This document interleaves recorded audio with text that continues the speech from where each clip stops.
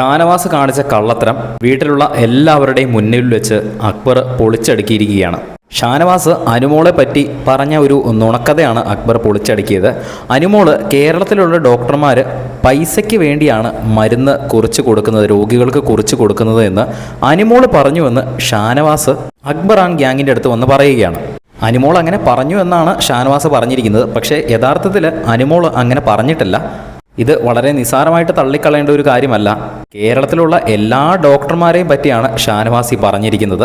ഇതിൻ്റെ ഒന്നും ഒരാവശ്യവുമില്ല. വെറുതെ മേടിച്ച് കൂട്ടാൻ പോകുന്ന പണികളായിരിക്കും ഇത്. ഇനി വരുന്ന എപ്പിസോഡിൽ, ഇനി ലാലേട്ടൻ വരുന്ന എപ്പിസോഡിൽ ഷാനവാസിന് ഇതിൻ്റെ പേരിൽ ഒരു ഫയറിങ് എന്തായാലും കിട്ടും. കാരണം വെറുതെ അനാവശ്യമായിട്ട് കേരളത്തിലെ ഡോക്ടർമാരെ പറ്റി ഇല്ലാത്ത കഥകൾ പറഞ്ഞുണ്ടാക്കുകയാണ് ചെയ്തത് ഷാനവാസ്.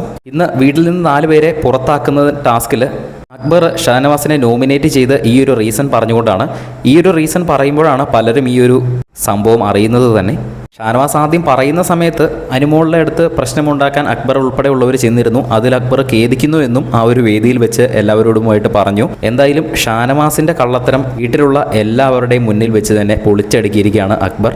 കൂടുതൽ ലൈവ് അപ്ഡേറ്റ്സുമായിട്ട് വീണ്ടും വരാം.